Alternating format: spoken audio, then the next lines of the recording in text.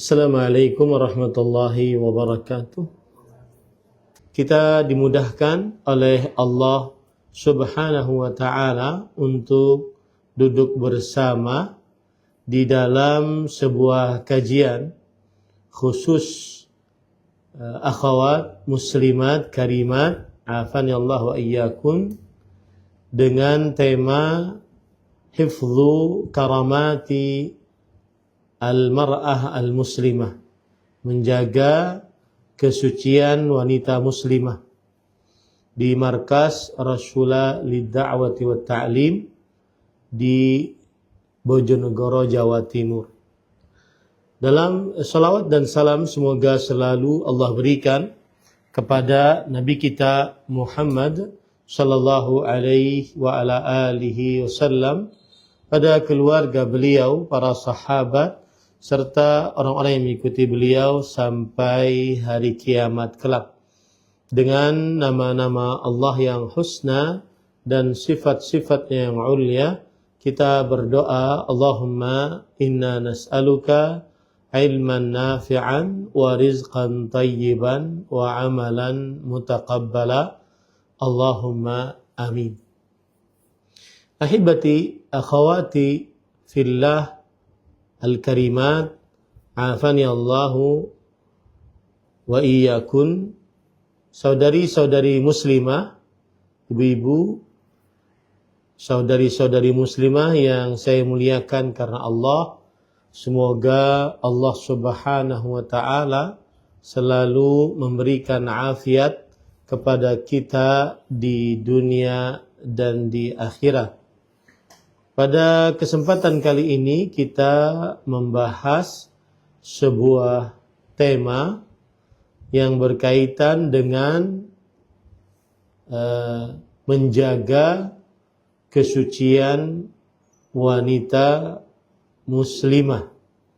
Dan tema ini kalau dilihat dari aspek kehidupan seorang muslimah, maka dia adalah bagian dari akidah, dia juga bagian dari ibadah, dia juga bagian dari adab dan akhlak, serta bagian dari muamalah. Jadi 4 aspek kehidupan wanita muslimah ada di dalam tema ini. Poin yang pertama yang ingin saya bahas adalah agungnya kesucian wanita muslimah. Agungnya kesucian wanita muslimah. Dan yang dimaksud dengan kesucian di sini adalah keperawanannya, kemudian kemaluannya, kemudian auratnya tidak dinampakkan, diberikan kecuali kepada yang halal untuknya. Ini yang dimaksud dengan kesucian yang kita ingin bahas. Dalil-dalil yang menunjukkan bahwasanya wanita muslimah itu salah satu hal yang sangat diperintahkan atau sangat berharga bagi seorang wanita muslimah adalah kesuciannya, yaitu Allah Subhanahu wa ta'ala di dalam Al-Quran banyak ayat yang menunjukkan tentang seorang wanita muslimah wajib menjaga kesuciannya. Dan sekali lagi bahwa kesucian bagi wanita muslimah di dalam agama Islam maksudnya adalah seorang wanita muslimah kemaluannya terjaga, auratnya terjaga, tidak diberikan, tidak ditampakkan kecuali kepada laki-laki yang halal baginya. Bahkan bisa dikatakan bahwa kesucian bagi wanita muslimah adalah sesuatu yang paling berharga setelah akidah bagi seorang wanita muslim. Kesucian bagi wanita muslimah adalah sesuatu yang paling berharga setelah akidah wanita muslimah. Oleh karena inilah Allah berfirman di dalam Al-Quran surat An-Nur ayat 30 sampai 31. Qul lil mu'minin yaghuddu min absarihim wa yahfadhu furujahum. Di dalam ayat yang ke-31, wa qul lil mu'minat yaghuddna min absarihinna wa yahfadhna furujahunna. Lihat di situ. Katakanlah wahai Muhammad sallallahu alaihi wasallam untuk laki-laki yang beriman agar mereka menundukkan pandangan mereka dan menjaga kemaluan mereka. Dan katakanlah wahai Muhammad sallallahu alaihi wasallam untuk wanita-wanita yang beriman agar mereka menjaga pandangan mereka dan menjaga kemaluan mereka. Dari ayat ini kita ambil pelajaran bahwa menjaga kemaluan adalah perintah langsung dari Allah Subhanahu wa taala. Dan menjaga kemaluan bukan adat istiadat orang Arab, bukan budaya orang Arab. Dan wanita di dalam ayat ini disebutkan secara khusus setelah laki-laki menunjukkan kemuliaan dan penjagaan yang ekstra. Ya, penjagaan yang ekstra. Jadi intinya kesucian bagi wanita muslimah adalah maknanya menjaga kemaluan, menjaga kegadisan, menjaga keperawanan, menjaga aurat. Tidak diberikan kesucian tersebut kecuali kepada laki-laki yang berhak untuk mendapatkannya.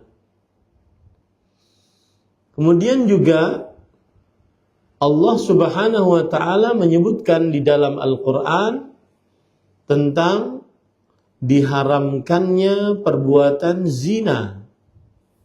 Diharamkannya perbuatan zina.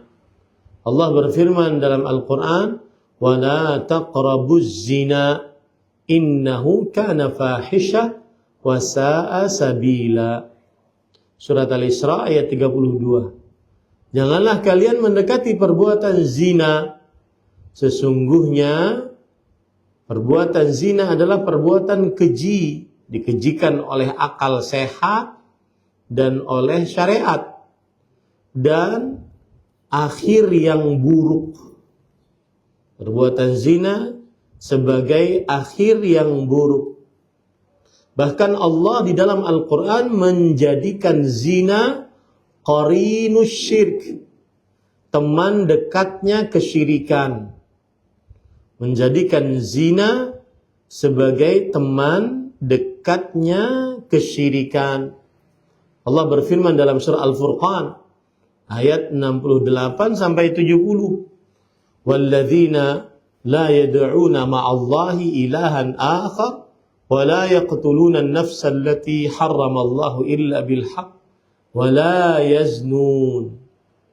Dan orang-orang yang tidak berdoa bersamaan dengan Allah kepada Tuhan lain dan tidak membunuh jiwa yang diharamkan kecuali dengan kebenaran dan tidak berzina. Dua ayat ini adalah yang pertama larangan mendekati perbuatan zina, itu menunjukkan kepada menjaga kesucian wanita muslimah. Karena berzina berarti tidak terjaga kesucian wanita muslimah.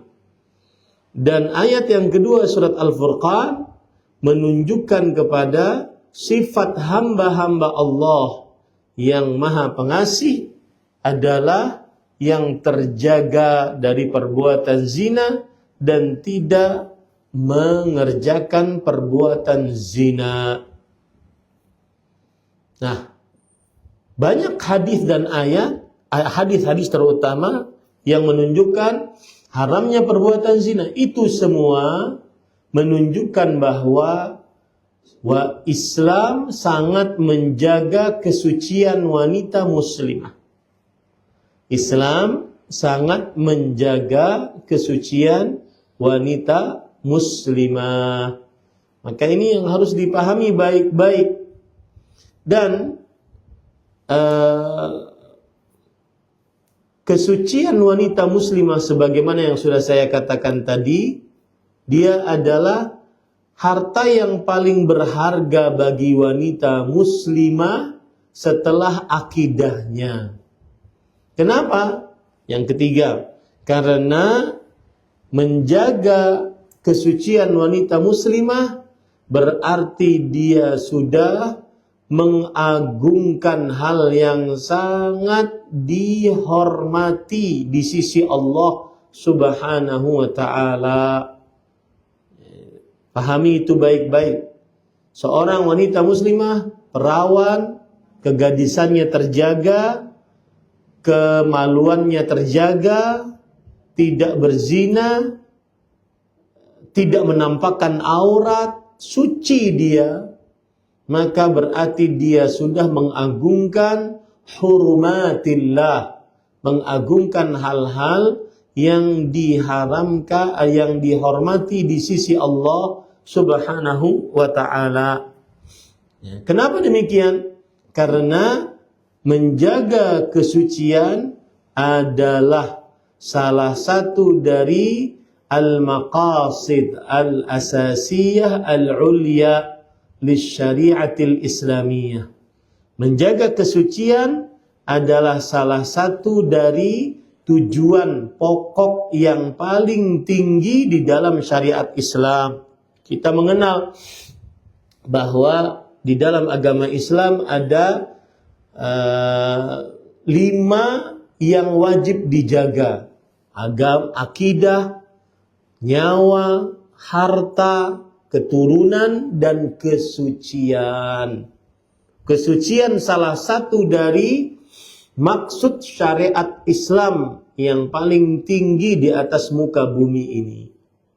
Nah, ini 3 poin yang menunjukkan saya ingin menekankan bahwa wahai wanita muslimah, saudari-saudari muslimah yang ada di hadapan saya ini, al-karimat yang saya muliakan, afani Allah wa iyyakum, semoga Allah Subhanahu wa taala selalu memberikan afiat kepada kita seluruhnya agar menyadari, meyakini kemaluanmu itu, kegadisanmu itu, keperawananmu itu, auratmu itu adalah sesuatu yang paling berharga untuk dijaga setelah akidahmu. Ya, sesuatu yang paling berharga untuk dijaga setelah akidahmu. Itu poin pertama. Nah, oleh karena itu bagaimana cara agar kita menjaga kesucian wanita muslimah ini sebagaimana yang diperintahkan di dalam syariat Islam. Ya, sebagaimana yang diperintahkan di dalam syariat Islam. Yang pertama, kiat-kiat menjaga kesucian wanita muslimah adalah berhijab. Perhatikan ibu-ibu baik-baik, berhijab adalah kiat untuk menjaga kesucian wanita muslimah. Apa itu hijab? Apa yang dimaksud dengan hijab? Perhatikan baik-baik, arti hijab secara bahasa diambil dari kata al-hajbu, yang maknanya adalah al-man'u minal wusul, tertahan dari sampai. Tertahan dari sampai. Itu hijab secara bahasa.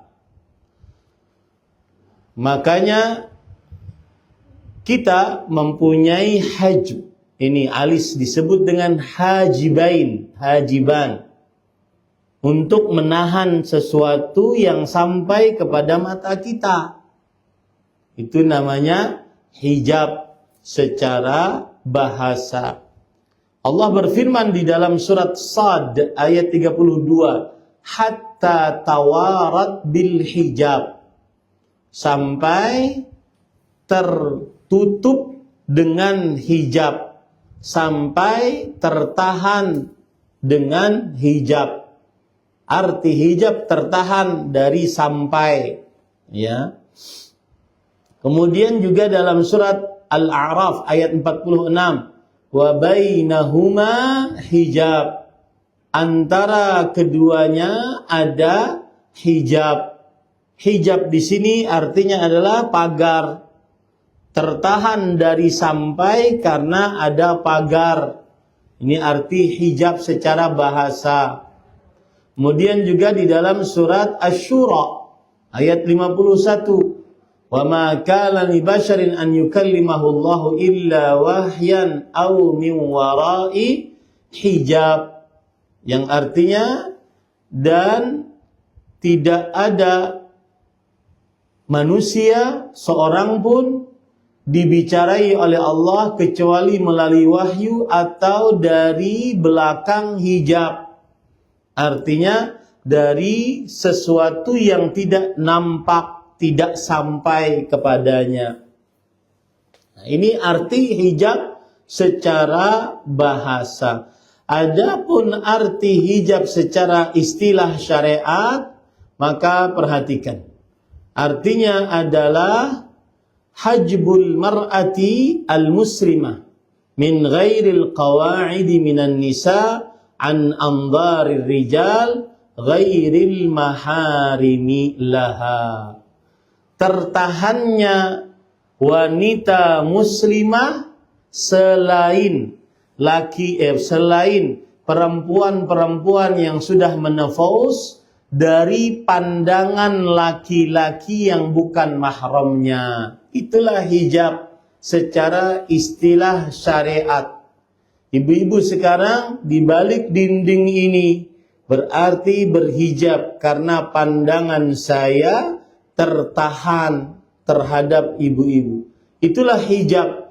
Jadi boleh saya ulangi, hijab adalah kata umum yang menunjukkan kepada tertahannya pandangan laki-laki kepada perempuan yang bukan mahramnya. Hijab bermacam-macam. Di antara hijab adalah rumah. Allah berfirman dalam Al-Quran, wa qarna fi buyutikunna, dan diamlah kalian di rumah-rumah kalian.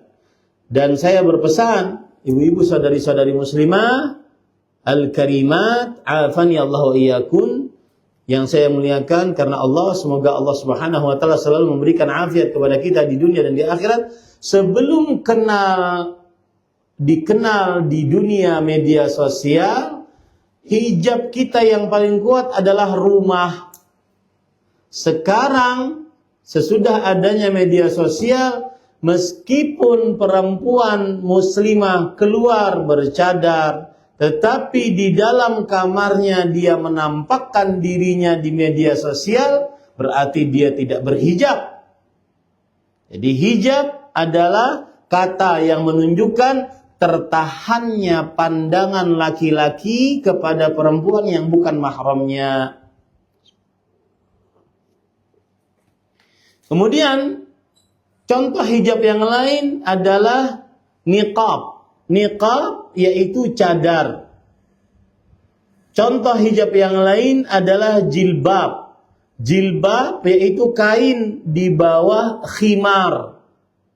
Kain di bawah khimar. Rasulullah SAW bersabda tentang niqab, la tantaqibul mar'atul muhrimah. Tidak boleh wanita yang sedang berihram memakai niqab, yaitu cadar. Apa pengertian cadar? Kain yang diikat di atas wajah. Itu adalah pengertian cadar.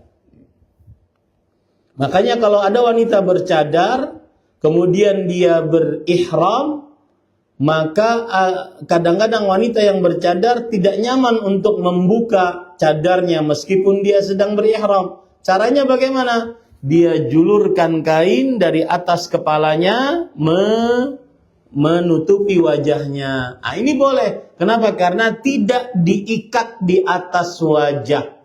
Niqab adalah kain yang mengikat di atas wajah perempuan muslimah. Jilbab, Allah berfirman dalam Al-Quran, yudnina alaihinna min jalabibihin. Hendaklah wanita-wanita muslimah memanjangkan jilbab-jilbab mereka.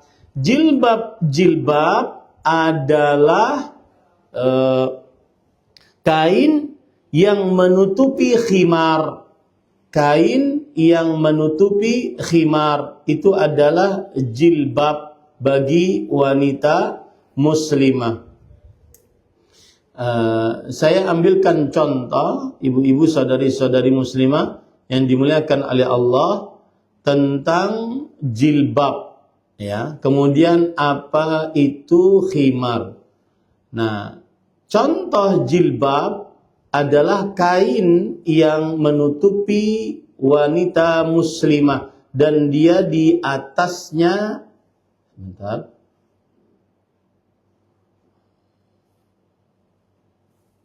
Nah, ini adalah jilbab syar'i yang mungkin bisa diambil contohnya bagi wanita muslimah.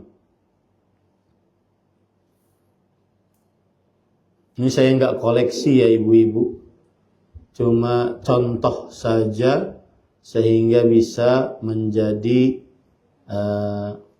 pegangan. Perhatikan baik-baik, ini dia, ini ada bisa dilihat ya Pak ya. Baik. Nah ini adalah jilbab, yudnina alaihinna min jalabibihinna. Dia panjang ke bawah. Ini adalah jilbab, ya. Nah, dia dari atas menutupi kain.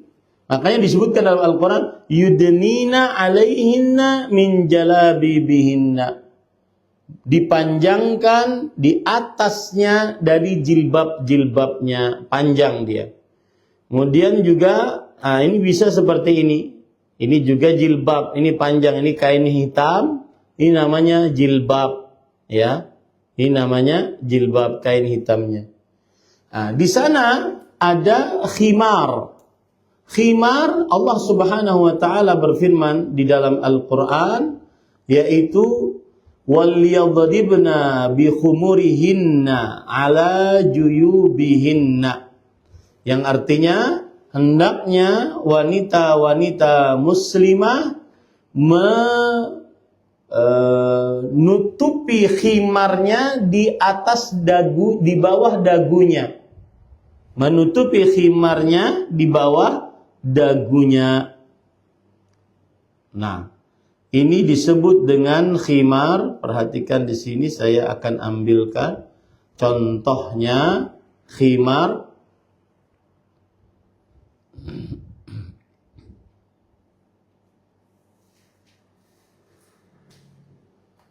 Iya. Dia adalah kain di bawah jilbab, di atas rambut. Dia adalah kain di bawah jilbab, di atas rambut. Itu ya. Itu adalah pengertian dari apa? Dari khimar. Dan biasanya dia pendek ataupun bisa juga panjang. dia pendek ataupun bisa juga panjang.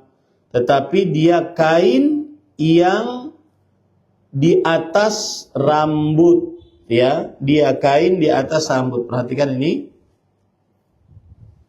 Nah, ini adalah khimar, kain di atas rambut. Di atasnya lagi yaitu jilbab. Nah, sehingga seperti ini. Ya, sehingga seperti ini. Ini semua adalah hijab. Ini semua adalah hijab.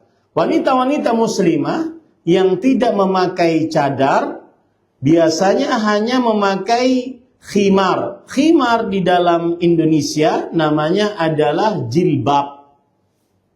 Khimar di dalam Indonesia namanya adalah jilbab. Nah, ini semuanya adalah hijab yang disebutkan oleh Allah Subhanahu wa taala di dalam Al-Qur'an. Ya, seperti Allah berfirman dalam Al-Qur'an, "Wa idza sa'altumuhunna mata'an fas'aluhunna min wara'i hijab." Jika kalian meminta makanan ke istri-istri Nabi, mintalah dari balik hijab. Surat Al-Ahzab ayat 53. Taib. Sekarang agar ibu-ibu, saudari-saudari muslimah semangat berhijab, maka hijab yang dimaksud adalah pakaian. Saya akan sebutkan 8 syarat hijab. Yang pertama, menutupi seluruh tubuh kecuali wajah dan kedua telapak tangan menurut pendapat yang dikuatkan oleh sebagian ulama. Tetapi di zaman sekarang, terutama wanita-wanita yang cantik-cantik, maka bercadarlah. Jangan membuat laki-laki tersepona. Terpesona dengan kecantikanmu. Apalagi sekarang zamannya video, zamannya foto. Ya, yang cantik-cantik bercadarlah. Ustadz, kalau begitu saya merasa tidak cantik. Enggak, semua perempuan cantik. Cuma cantiknya ada yang ijma, ada yang tidak ijma. Ya, bercadarlah. Ini yang pertama, menutup seluruh tubuhnya kecuali telapak tangan dan wajah. Dan ini wajah khilaf di antara para ulama. Yang kedua, harus hijabnya tebal, tidak tipis menerawang. Yang ketiga, hijabnya lebar, tidak ketat membentuk anggota tubuh. Yang keempat, hijabnya tidak memakai minyak wangi jika berjalan di hadapan laki-laki yang bukan mahramnya. Yang kelima, hijabnya tidak seperti pakaian laki-laki. Yang keenam, hijabnya tidak menyerupai wanita, pakaian wanita-wanita kafirah. Yang ketujuh, hijabnya, ini perhatikan, hijabnya bukan hijab yang indah dipakai di hadapan laki-laki yang bukan mahramnya. Pokoknya Bu, kalau ingin berdandan, berdandanlah di hadapan suamimu saja. Ya, yang kedelapan, hijabnya tidak merupakan pakaian yang syuhrah. Pakaian yang syuhrah adalah pakaian yang mencolok, baik warnanya, bentuknya, jenis kainnya, atau yang semisalnya. Baik, agar ibu-ibu semangat berhijab, maka saya akan sebutkan keutamaan berhijab. Yang pertama, hijab adalah ketaatan kepada Allah dan Rasul-Nya. Hijab adalah ketaatan kepada Allah dan Rasul-Nya. Allah Subhanahu wa taala berfirman di dalam Al-Qur'an, "Wa qarna fi buyutikunna wa la tabarrajna tabarrujal jahiliyatil ula." Diamlah kalian di rumah kalian. Dan janganlah kalau keluar, janganlah berdandan sebagaimana wanita jahiliyah berdandan. Ya. Bagaimana wanita jahiliyah berdandan? Dia memakai khimar, kemudian tidak diikat di bawah dagunya, tapi dibiarkan begini saja atau diselendangkan. Sehingga nampaklah lehernya, nampaklah kalungnya, nampaklah antingnya. Persis seperti wanita sekarang yang memakai hanya sekedar pasmina. Itu jilbabnya jahiliyah. Wanita jahiliyah. Ya, ini ibu-ibu saudari-saudari muslimah. Kemudian juga Allah berfirman di dalam Al-Quran, surat Al-Ahzab ayat 53, wa idza sa'altumuhunna mata'an fas'aluhunna min wara'i hijab. Jika kalian minta dari balik minta makanan kepada istri-istri Nabi, mintalah dari balik hijab. Ya, ini berarti perintah Allah. Siapa yang berhijab berarti dia taat kepada Allah dan Rasul-Nya. Allah juga berfirman di dalam surat Al-Ahzab ayat 59, ya ayyuhan nabi qul li azwajika wa banatika wa nisa'il mu'minin yudnina 'alaihinna min jalabibihin. Wahai nabi, katakanlah untuk istrimu, anak perempuanmu dan wanita-wanita beriman secara keseluruhan, hendaknya mereka memanjangkan jilbab-jilbab mereka.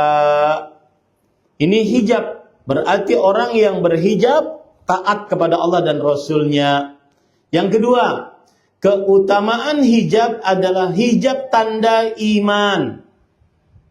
Dan ingat ibu, sekali lagi saya tekankan, berhijab bukan untuk berdandan. Hijab itu untuk menutupi dandanan. Ya, hijab itu untuk menutupi dandanan. Saya ingatkan ini juga kepada publik figur yang mungkin sudah berhijrah katanya, tetapi belum diajarkan hijab yang benar-benar syar'i. Hijab itu bukan hanya sekedar memakai jilbab orang Indonesia, tetapi masih memperlihatkan dandanan yang disebut dengan tabarruj. Tabarruj adalah memperlihatkan perhiasan, kecantikan, dan keindahan wanita muslimah kepada laki-laki yang bukan mahramnya. Ini tidak boleh. Itu bukan berhijab namanya. Itu hanya sekedar memakai jilbab, tidak berhijab. Yang namanya hijab, Allah berfirman, wala yubdina zinatahunna. Janganlah kalian wahai para perempuan memperlihatkan zinah. Zinah itu apa? 1, kemolekan tubuh. 2, keindahan rambut. 3, kemulusan kulit. 4, make up. 5, perhiasan yang dipakai, make up yang dipakai. 6, pakaian yang indah. Tidak boleh berpakaian yang indah di hadapan laki-laki yang bukan mahramnya. Nah, hijab yang seperti itu, ya, hijab yang benar-benar jauh dari itu tadi, itu adalah iman. Allah berfirman, qul lil mu'minat. Katakanlah wahai Muhammad SAW untuk wanita-wanita beriman. Ya, hendaknya mereka menjaga kemaluan mereka. Suatu ketika ada para perempuan dari Bani Tamim datang kepada Ummul Mukminin Aisyah radhiyallahu anha, dan mereka memakai hijab yang tipis menerawang. Kata Aisyah radhiyallahu anha, istri Nabi, beliau mengatakan, "In kuntunna mu'minat falaysa hadza bilibasil mu'minat." Wahai kalian wanita-wanita yang memakai pakaian tipis-tipis, jika kalian wanita-wanita beriman, ini bukan pakaian wanita-wanita beriman. Wa in kuntunna ghaira mu'minatin fatamatta'na bihin. Tapi kalau kalian bukan wanita beriman, silahkan saja berpakaian tipis-tipis. Hijab adalah yang saya katakan tadi, syaratnya harus tebal, tidak tipis menerawang. memperlihatkan eloknya tubuh dan mulisnya kulit. Tidak boleh. Hijab, keutamaan yang kedua, hijab adalah kesucian. Kesucian hati dan kesucian kemaluan. Wanita yang berhijab maka akan terjaga dari gangguan laki-laki yang bukan mahramnya. Ya, dan ini musyahad, ini nampak di tengah masyarakat. Wanita yang benar-benar berhijab ya Bu ya, bukan hanya sekedar berjilbab, tetapi masih make up sini, masih alis masih dicoret-coret, kemudian masih ngevlog. Ya. Meskipun katanya berhijrah, enggak, itu bukan sempurna hijrahnya. Dan semestinya ustadznya memperingatkannya. Dan saya tekankan kepada public figure. Kenapa? Karena public figure ini dicontoh orang. Dicontoh orang. Dan alhamdulillah di sana banyak sekali public figure yang kita kenal, yang memang benar-benar berhijab, sudah tidak nampak lagi di kamera, di media sosial, tidak nampak. Ya, benar-benar tertutup. Dia benar-benar bayar lunas hijrahnya. Yang dulunya nampak di media sosial, menampakkan kecantikannya, menampakkan keindahan tubuhnya, dia bayar lunas, tidak terbuka lagi di hadapan media sosial. Banyak itu, alhamdulillah. Nah, ini ibu-ibu, saudari-saudari muslimah.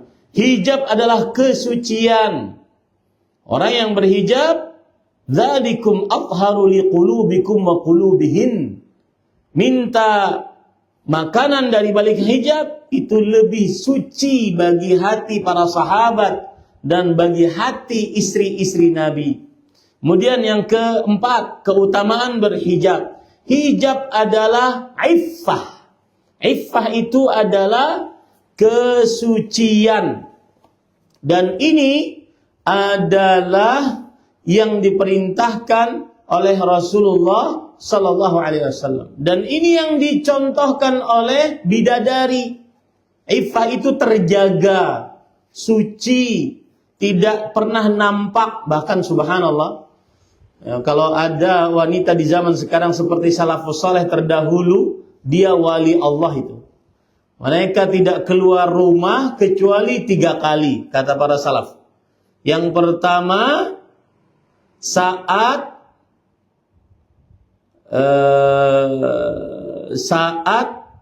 menikah dengan suaminya, berpindah dari rumah orang tua ke rumah suaminya, keluar rumah itu. Yang kedua, saat menunaikan ibadah haji. Yang ketiga, saat jenazahnya dikeluarkan dari rumahnya. Jadi ibu, saudari-saudari muslimah, al-karimat, afani Allah wa iyyakum, yang saya muliakan karena Allah, semoga Allah Subhanahu wa taala selalu memberikan afiat kepada kita di dunia dan akhirat, bahwa semakin tertutup, semakin istimewa wanita muslimah.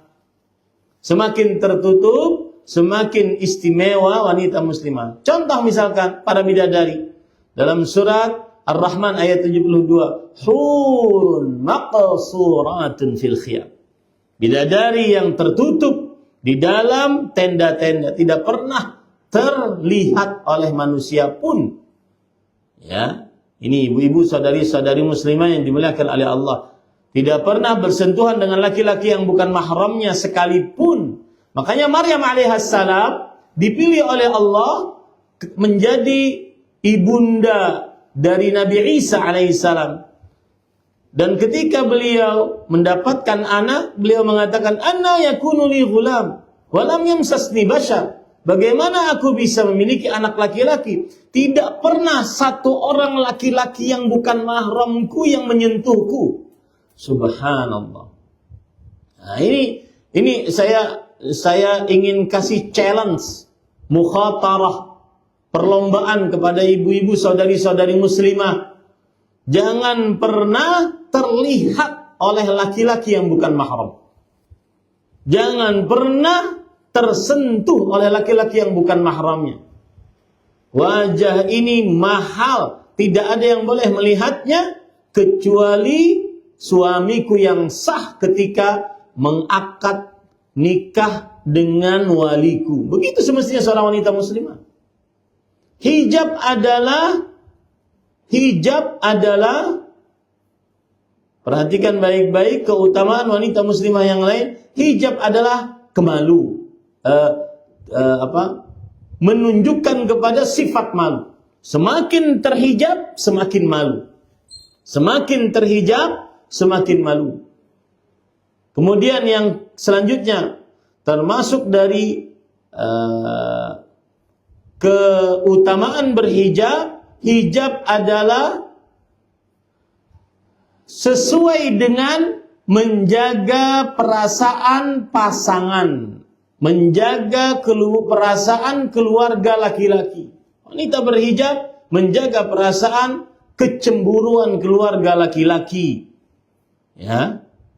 Laki-laki mempunyai kecemburuan. Jangan sampai wanita tidak berhijab karena berarti dia tidak terjaga kecemburuannya. Dan masih banyak yang lain keutamaan-keutamaan berhijab. Taib. Yang kedua sekarang, setelah kita membicarakan kiat yang pertama yaitu berhijab, kiat yang kedua agar terjaga kesucian wanita muslimah adalah tidak bertabarruj. Apa itu tabarruj? Sudah saya singgung tadi, Ibu. Allah berfirman di dalam surah Al-Ahzab ayat 33, "Wala tabarrajna tabarrujal jahiliyatil ula." Janganlah kalian wahai para perempuan bertabarruj sebagaimana wanita jahiliyah bertabarruj. Bagaimana wanita jahiliyah bertabarruj? Saya bacakan, Bu, ya, dari kitab tafsir Imam Ibnu Katsir rahimahullah. Perhatikan baik-baik. Kiat menjaga kesucian wanita muslimah yang kedua, tidak bertabarruj. Bagaimana itu tabarruj? Imam Mujahid, seorang ulama tafsir di generasi tabi'i, beliau berkata, "Kanatil mar'atu takhruju tamshi baina yaday rijal, fadzalika tabarrujul jahiliyah." Wanita berjalan di hadapan laki-laki, itulah tabarrujnya wanita jahiliyah. Suka lenggak-lenggok berjalan di hadapan laki-laki, suka terlihat di hadapan laki-laki, itu wanita tabarrujnya wanita jahiliyah. Lihat lagi Imam Qatadah, seorang ulama tafsir di generasi tabi'i, beliau mengatakan, "Idza kharajtunna min buyutikunna wa kanat lahunna misyatun wa takassurun wa taghannuj, fanahallahu an dzalik." Wanita yang bertabarruj adalah kalau keluar rumah jalannya melenggak-lenggok. Dan biasanya ini memakai sepatu hak tinggi. Wanitanya jalannya lenggak-lenggok di hadapan laki-laki yang bukan mahram. Meskipun memakai sepatu hak tinggi tidak haram. Tetapi berjalannya berlenggak-lenggok di hadapan laki-laki yang bukan mahram, itulah tabarruj menurut Imam Qatadah bin Da'am as-Sadusi rahimahullah. Berkata Muqatil bin Hayyan, beliau mengatakan, perhatikan, ini yang saya sebutkan tadi, annaha tulkil khimar ala ra'siha. Dia meletakkan khimar, kain di atas rambut. Wala tashudduhu, tetapi dia tidak ikat di bawah dagunya. Fayuwariya qalaidaha wa qurutaha wa unuqaha wa yabru dzalika kulluhu minha. Maka nampaklah kalungnya, lehernya, antingnya, dan seluruhnya nampak. Dzalika tabarruj. Itulah yang disebut dengan tabarruj. Tsumma ammat nisaul mu'minina fit tabarruj. Kemudian tersebarlah tabarruj di tengah-tengah wanita-wanita beriman. Maksudnya apa? Dulu tidak dikenal itu. Dulu tidak dikenal yang seperti itu wanita muslimah. Ini kiat yang kedua tentang tabarruj. Ibu-ibu, saudari-saudari muslimah yang dimuliakan oleh Allah Subhanahu wa ta'ala. Baik, kiat yang ketiga adalah agar seorang wanita muslimah terjaga kesuciannya dan tabarruj. Saya sebutkan secara cepat, Ibu, waktu ya. Tabarruj adalah hal yang sangat tercela. Ya, apa saja ketercelaan dari tabarruj? Perhatikan baik-baik. Yang pertama, ketercelaan dari tabarruj adalah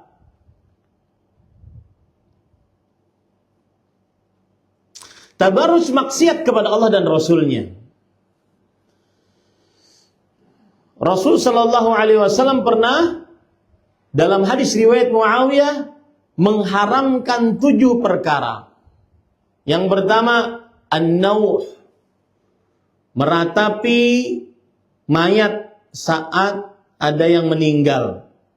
Wasya'ar, menggundur rambut bagi perempuan saat ada yang meninggal, ini diharamkan. At-tasawir, membuat patung-patung. At-tabarruj, memperlihatkan perhiasan, kecantikan, keindahannya di hadapan laki-laki yang bukan mahramnya. Ini dilarang. Maka tabarruj adalah maksiat kepada Allah dan Rasulnya. Tabarruj adalah dosa besar. Tabarruj adalah dosa besar. Hati-hati. Rasul sallallahu alaihi wasallam pernah membaiat seorang perempuan, Umaymah binti Ruqaiqah. Beliau mengatakan, wala tabarruji tabarrujal jahiliyatil ula. Janganlah engkau wahai wanita bertabarruj dengan tabarruj wanita jahiliyah yang pertama. Ini dosa besar. Kenapa? Karena digandengkan dengan syirik, mencuri, zina, membunuh. Ya, ini hati-hati ibu-ibu saudara-saudari muslimah. Yang ketiga, tabarruj mendatangkan laknat, murka dari Allah, diusir, dijauhkan dari rahmat Allah. Perhatikan ibu-ibu, saudari-saudari muslimah, jangan bertabarruj dalam momen apapun. Saya sering, ini mohon maaf, saya nasihat ini. Harus qulil haqqa walau kana murran. Katakanlah yang benar walaupun itu pahit, ya. Kadang-kadang ke pengajian begini berhijab, tapi giliran resepsi pernikahan. Nah, ini kan ada kamera nih. Kameranya disorot kepada perempuan. Kemudian TV-nya di luar, dilihat oleh laki-laki yang bukan mahramnya. Rugi ibu, saudari-saudari muslimah. Dan cantik-cantik diberikan kepada mata-mata laki-laki semuanya. Bukan hanya kepada mata mata suaminya saja. Rugi. Ya, ini hati-hati, hati-hati. Karena mendatangkan laknat. Rasulullah SAW mengatakan, sayakunu fi akhiri ummati nisa'un kasiyat 'ariyat ru'usuhunna ka'aslimatil bukhtil il'anuhunna fa innahunna mal'unat. Akan terjadi di akhir umatku wanita-wanita yang pakai pakaian tapi telanjang. Laknat mereka. Sesungguhnya mereka adalah wanita terlaknat. Itu yang ketiga. Yang keempat, buruknya tabarruj adalah tabarruj termasuk sifat wanita penghuni neraka. Rasul sallallahu alaihi wasallam bersabda, sinfani min ahli nar lam arahuma. 2 golongan manusia yang aku tidak pernah melihat. Salah satunya nisaun kasiyat 'ariyat ma'ilat mumilat. Wanita-wanita memakai pakaian tapi telanjang. Ada beberapa tafsiran wanita memakai pakaian tapi telanjang. Yang pertama, wanita yang memakai pakaian ketat. Pakaian tapi ketat sehingga seperti telanjang karena bentuk tubuhnya semuanya kelihatan. Yang kedua, wanita yang memakai pakaian tetapi tipis sehingga seluruh warna kulitnya, mulus kulitnya kelihatan seperti telanjang. Yang ketiga, wanita yang menutup sebagian tubuhnya, sebagian lagi terbuka. Ini pakai pakaian tetapi telanjang.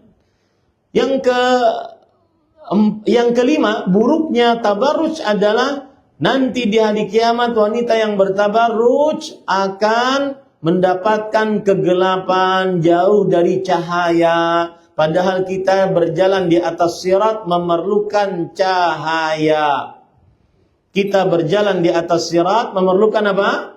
Cahaya. Ini ibu saudari-saudari muslimah. Rasul sallallahu alaihi wasallam bersabda dalam hadis riwayat Imam At-Tirmidzi, "Matsalur rafilah fi zina fi ghairi ahliha kamatsali zulmah yaumal qiyamah la nura laha." Perumpamaan wanita yang memakai pakaian perhiasan, kemudian make up, memperlihatkan kecantikan, bukan pada tempatnya, tidak di hadapan suaminya, seperti kegelapan pada hari kiamat. Tidak ada cahaya sama sekali. Ya. Untuk apa kita dipuji orang cantik kalau seandainya di akhirat kita tidak bisa berjalan di atas sirat? Yang keenam, tabarruj, memperlihatkan kecantikan, perhiasan, keindahan adalah kemunafikan. Munafik, wanita-wanita munafik adalah wanita yang berdandan tidak di hadapan laki-laki yang bukan mahramnya. Rasulullah SAW bersabda, "Wa syarru nisaikumul mutabarrijat al-mutakhayyilat wa hunnal munafiqat." Dan wanita yang paling buruk di antara kalian adalah wanita yang bertabarruj. Wanita yang berhayal ingin masuk surga, tapi sebenarnya mereka adalah wanita-wanita munafik. La yadkhulul jannah minhunna illa mithlul gharabil a'sam. Tidak masuk ke dalam surga dari mereka kecuali seperti burung gagak al-a'sam. Burung gagak al-a'sam itu bentuknya seperti ini, Bu. Dan ini sangat jarang. Ini sangat jarang. Artinya jarang wanita yang bertabarruj masuk ke dalam surganya Allah Subhanahu wa ta'ala. Ini ibu-ibu, saudari-saudari muslimah yang dimuliakan oleh Allah. Kemudian, nih perhatikan yang ketujuh. Tabarruj buruknya adalah dia keji. Kekejian. Wanita yang bertabarruj kekejian. Allah Subhanahu wa ta'ala berfirman di dalam Al-Quran, "Innal ladzina yuhibbuna an tasyi'al fahishatu fil ladzina amanu lahum 'adzabun alimun fid dunya wal akhirah." Sesungguhnya orang-orang yang menyukai tersebarnya perbuatan fahisyah, yaitu wanita-wanita ternampak perhiasannya, kecantikannya, keindahannya, kemolekan tubuhnya, bagusnya, indahnya pakaiannya. Ya, ini adalah kekejian, bagi mereka siksa yang pedih. Yang kedelapan, buruknya tabarruj. Tabarruj adalah mengikuti ajaran iblis. Allahu Akbar. Berat ini, Bu. Mengikuti ajaran iblis. Kenapa? Karena iblis berhasil membuat Nabi Adam dan Hawa akhirnya telanjang gara-gara mengikuti bisikan iblis untuk makan dari pohon khuldi. Telanjang, menampakkan aurat. Ya, ini berarti tabarruj termasuk daripada mengikuti ajaran iblis. Yang ke berapa itu? Yang ke-8 atau ke-9 adalah tabarruj mengikuti kebiasaan kaum Yahudi dan Nasrani. Apa dalilnya ini? Kebiasaan kaum Yahudi dan Nasrani, perhatikan baik-baik, di dalam hadis yang diriwayatkan dari Abu Sa'id Al-Khudri, kanat imra'ah min Bani Israel qasiratan tamshi ma'a imra'ataini tawilataini fattakhadhat rijlaini min khashab wa khataman min dhahab mughallafan bi tin thumma hashathu miskan wa huwa atyabu at-tib famarrat bainal mar'atain falam ya'rifuha faqalat bi yadiha hakadha. Yang artinya adalah seorang wanita muslimah, pendek tubuhnya, dia berjalan di antara dua wanita yang tinggi badannya. Lalu dia memakai cincin yang penuh dengan emas. Kemudian cincin tersebut dia pakaikan minyak wangi misik agar bisa berbau wangi. Lalu orang-orang tidak mencium baunya. Maka kemudian dia beginikan tangannya agar tercium baunya. Ini kebiasaan wanita jahiliyah adalah bertabarruj. Kebiasaan wanita jahiliyah adalah bertabarruj. Dan yang ke-10 atau ke-9, buruknya wanita jahiliyah, buruknya tabarruj. Tabarruj adalah kebiasaan jahiliyah. Dan kita diharamkan untuk mengikuti kebiasaan jahiliyah. Ini ibu-ibu, saudari-saudari muslimah. Baik, kiat yang ketiga agar terjaga kesucian wanita muslimah. Yang ketiga adalah yaitu diharamkan bagi wanita muslimah untuk menyentuh laki-laki yang bukan mahramnya, bersalaman-kah, bersentuhan-kah, apalagi sampai berpelukan dan seterusnya. Rasul sallallahu alaihi wasallam bersabda dalam hadis riwayat Imam At-Tabarani, "La an yut'ana fi ra'si ahadikum bimakhitin min hadid khairun lahu min an yamassa imra'atan la tahillu." Sungguh ditancapkan di kepala salah seorang dari kalian jarum dari besi lebih baik daripada dia menyentuh wanita muslimah yang tidak halal untuknya. Dan jabat tangan gimana? Tidak boleh juga. Meskipun dengan kain nggak boleh juga. Karena Aisyah radhiyallahu anha berkata, "Ma massat yadu Rasulillah sallallahu alaihi wasallam yada imra'ah illa imra'atan yamlikuha." Tangan Rasul sallallahu alaihi wasallam tidak pernah menyentuh tangan seorang wanita pun kecuali perempuan yang dia miliki, istrinya atau budak-budaknya. Yang ke berapa Bu sekarang? 4. Diharamkan untuk berkhalwat. Khalwat apa bedanya dengan ikhtilat? Khalwat berdua-duaan. Dan di zaman sekarang bisa di dunia nyata, bisa di dunia media sosial internet. Ya, saling video call berdua, di dalam grup WhatsApp berdua. Ya, ini termasuk diharamkan dan tidak terjaga kesucian wanita muslimah. Rasul sallallahu alaihi wasallam bersabda dalam hadis riwayat Bukhari, "La yakhluwanna rajul bimra'ah illa wa ma'a dhi mahram."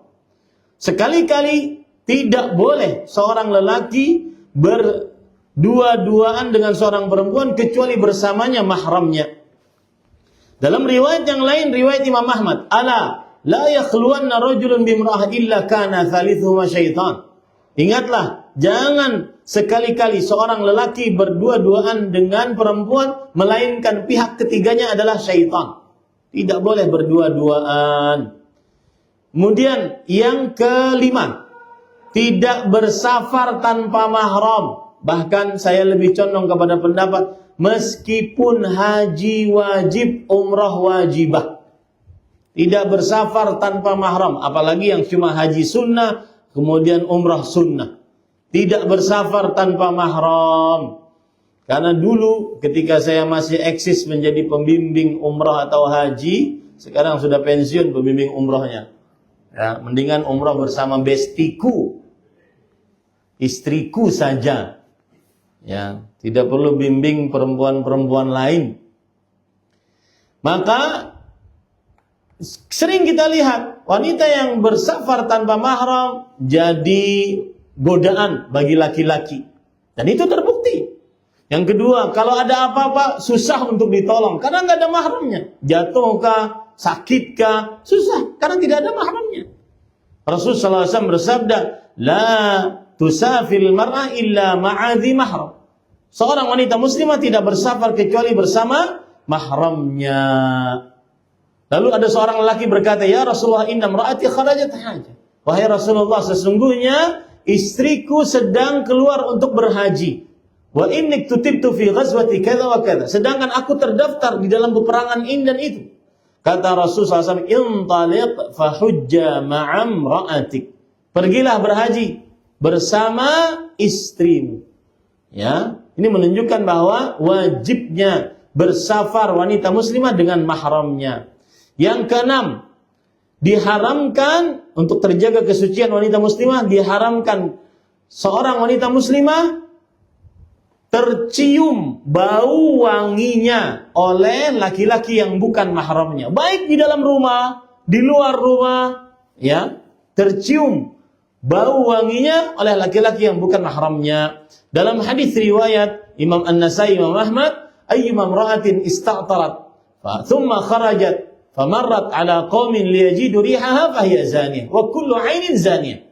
Wanita mana saja yang memakai minyak wangi, kemudian dia keluar, lalu dia berjalan di hadapan laki-laki yang bukan mahramnya, agar mereka mencium bau wanginya, maka wanita tersebut adalah berzina.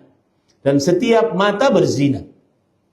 Bahkan Rasul sallallahu alaihi wasallam bersabda, jangankan untuk ke mall, jalan-jalan, ya, ke masjid saja jangan menyentuh jangan tercium bau wanginya. Rasulullah SAW bersabda, "Idza syahidat ihdakunna al-masjida fala tamassa tiban."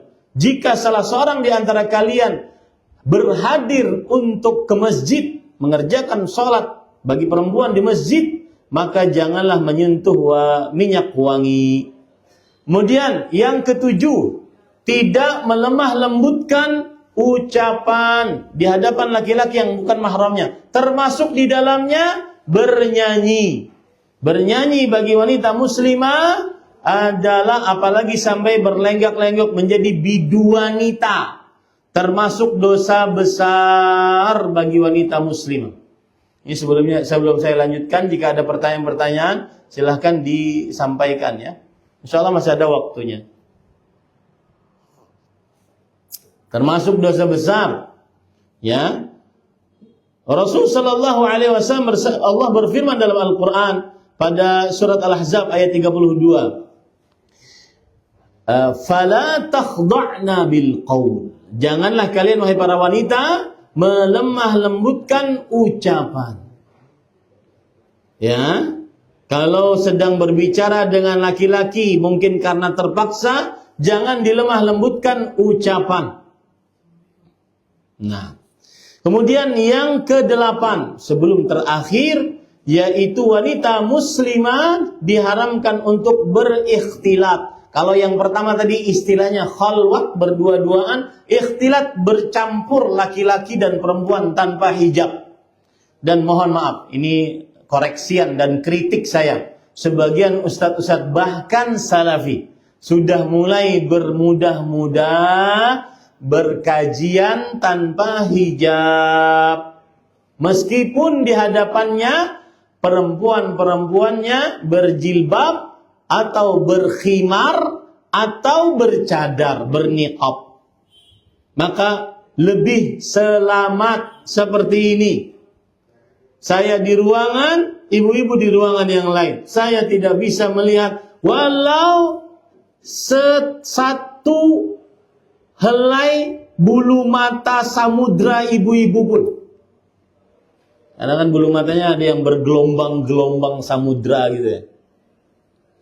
Nah ini ibu-ibu saudari-saudari muslimah, ini lebih terjaga karena hati ini lemah. Ibu-ibu saudari-saudari muslimah yang dimuliakan oleh Allah, coba perhatikan, jangankan di dalam hal yang biasa, setelah sholat saja Rasul sallallahu alaihi wasallam memerintahkan agar para perempuan setelah sholat berjamaah pergi terlebih dahulu, kemudian baru laki-laki. Bahkan beliau pernah keluar masjid, kemudian setelah itu beliau melihat perempuan-perempuan muslimah bercampur dengan laki-laki muslim di depan masjid. Kemudian beliau mengatakan, ya ma'asyaran nisa, istakhirna, wahai para perempuan, minggir kalian. Laisa lakunna an tahquqna tariq. Tidak pantas bagi kalian untuk menguasai jalan. Sekarang yang terjadi, perempuan di tengah, laki-laki yang minggir. Alaikunna bihafadit tariq. Hendaknya kalian wahai para perempuan di samping-samping jalan. Dan wanita-wanita muslimah langsung mengerjakan itu. Mereka akhirnya nempel di jalan-jalan sampai kadang-kadang kain jilbab mereka tertempel dengan dinding-dinding di kota Madinah. Ini hati-hati ibu-ibu, saudari-saudari muslimah. Ya. Nah. Kiat yang terakhir, ibu-ibu saudari-saudari muslimah yang dimuliakan oleh Allah Subhanahu wa taala adalah ghaddul basar, menjaga kesucian wanita muslimah, tundukkanlah pandangan. Kenapa? Karena ketika wanita muslimah melihat laki-laki yang bukan mahramnya, dia ingin tampil, dia ingin validasi bahwasanya dia cantik. Saya ini loh cantik, lihat semua saya.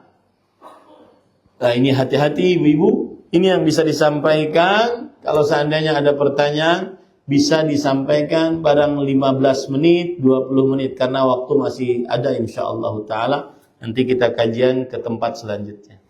Nah, ada pertanyaan? Ada? Nggak ada? Oh, nggak ada. Baik, saya berharap ada pertanyaan sebenarnya. Ada ibu? Katanya nggak ada.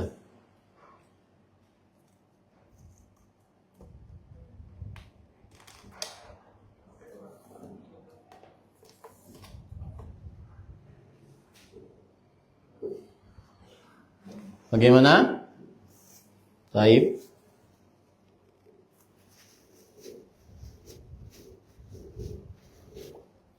Baik, jika tidak ada kita cukupkan, nggak ada ya.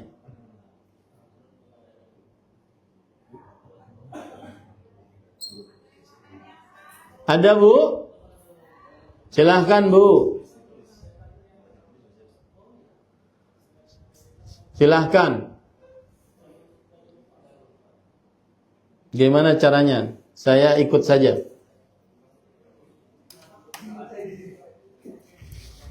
Kalau dibuka kelihatan ya. Oh ada mic silahkan. Kalau ada mic silahkan Bu. Monggo. Atau lewat WhatsApp ke suaminya. Kami Naufal bisa difoto saja. Silakan Bu, masih ada waktu alhamdulillah.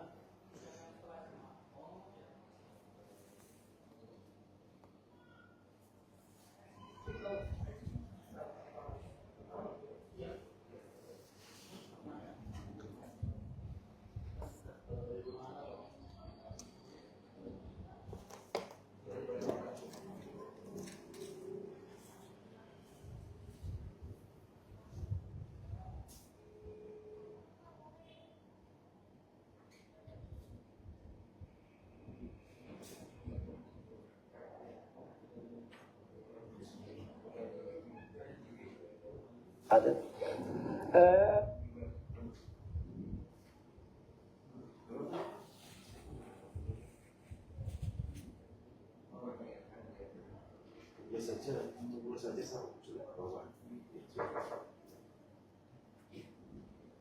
Ya.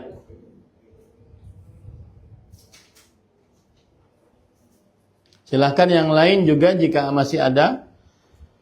Ahsanallahu ilaikum ya Ustaz, semoga Allah merahmati Ustaz. Kemudian